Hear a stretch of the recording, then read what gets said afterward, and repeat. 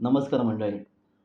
आजचा व्हिडिओ आपण एक खास आगळा-वेगळा बनवण्याचा प्रयत्न करत आहोत आणि हा व्हिडिओ कोणाचे शाब्दिक कपडे काढण्यासाठी नाही किंवा कारवाईसाठी सुद्धा नाही. तर हा व्हिडिओ आपण बनवत आहोत. आपण ज्यांच्यामुळे शांत आणि विश्वासाची झोप घेतो. तसेच आपण निर्धास्त कुठेही फिरू शकतो, येऊ जाऊ शकतो अशा व्यक्तींसाठी. तसेच त्यांची काही चुकी झाली, की आपण मनसोक्त शिव्या देखील देतो, शिवाशाप देतो, अशा आपल्या या लाडक्या पोलीस दादांसाठी. मंडळी, आजचा विषय आहे बदली. हो, बदलीच ट्रान्सफर. मुंबई आणि आजूबाजूच्या इतर अनेक उपनगरात, शहरांमध्ये अनेक असे पोलीस स्टेशन आहेत, ज्यांच्या पोलीस स्टेशनमध्ये 4-4, 5-5 वर्ष बदलीच झालेली नाही. आता तुम्ही विचार कराल, हा बदलीचा विषय आज आपण का घेतला? तर मित्रांनो, पोलीस कॉन्स्टेबल या पदासाठी 4 ते 5 वर्षाची जी मर्यादा होती, ती महाराष्ट्र शासनानेच 3 वर्षाची केली होती. पी-एस-आय, ए-पी-आय, पी-आय यांची जी कालमर्यादा होती एका पोलीस स्टेशनसाठी, ती 3 वर्षावरून 2 वर्ष करण्यात आली होती. परंतु सध्याच्या या दिवसांमध्ये असं आपल्या ज्या ठराविक पोलीस स्टेशन आहेत, तिथे होताना दिसत नाहीये. त्यातलं एक उदाहरण मी तुम्हाला सांगतो. झोन 6 झोन 6 मधून 3 पोलीस स्टेशन देवनार, मानखुर्द आणि मोस्ट बिझी असं शिवाजीनगर पोलीस स्टेशन. मित्रांनो, पत्रकारिता करत असताना आपल्याला बऱ्याच वेळी नाही तर रोज पोलीस स्टेशनमध्ये यावं-जावं लागतं. अनेक पोलीस कर्मचारी, अधिकाऱ्यांशी आपला संपर्क होतो, संवाद होतो. त्यावेळेस त्यांच्या बऱ्याच अडचणी आपल्याला ऐकायला मिळतात. समजून घ्याव्या लागतात. बरेच पोलीस अधिकारी किंवा सगळेच पोलीस अधिकारी काही वाईट नसतात. काही स्वभावाने तसे असतात. काही आदतसे मजबूर असतात. तर काही काळानुरूप बदलत असतात. त्यामुळे आपण सर्वच पोलीस अधिकाऱ्यांना नावं ठेवून चालणार नाही.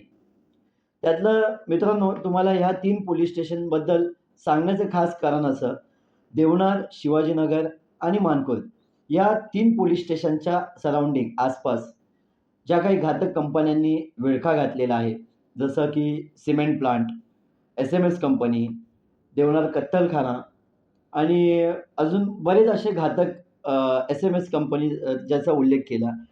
त्या कंपन्यांमधून, त्या कारखान्यांमधून जे काही घातक विषारी वायू वगैरे जे काही संक्रमण होतं, त्यामुळे महाराष्ट्र शासनाने डिक्लेअर केल्याप्रमाणे या सराउंडिंग एरियातल्या लोकांची आयुमर्यादा ही 39 ते 40 वर्ष आहे.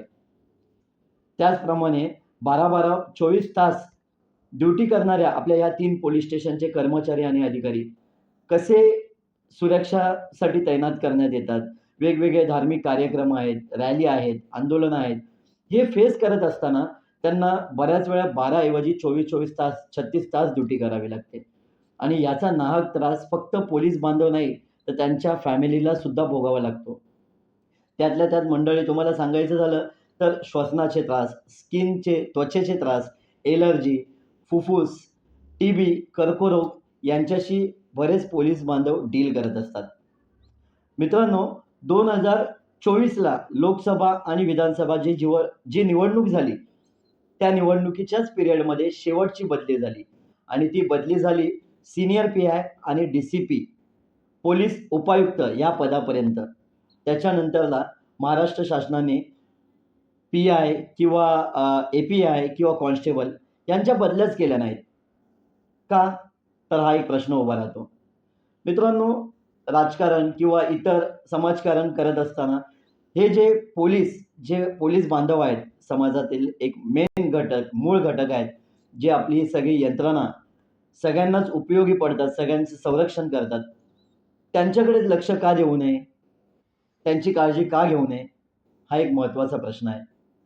तुम्हाला सांगितल्याप्रमाणे शेवटची बदली झाल्यानंतर या पोलिसांच्या बदल्या झाल्या नाही आणि त्यांना अजूनही या गोष्टींमधून सफर करावं लागतंय. जुलै 2025चा जो एक लास्ट सर्व्हे आला, त्या सर्व्हेची आपण माहिती घेतली माहिती अधिकारात.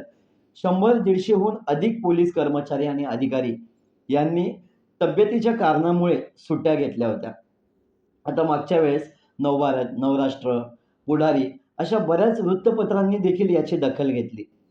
परंतु अजूनही शासनाला, गृह मंत्रालयाला राज्य सरकारला आणि आपल्या मुख्यमंत्र्यांना आपल्या पोलिसांबद्दल विचार करायला सवड मिळाली नाहीये.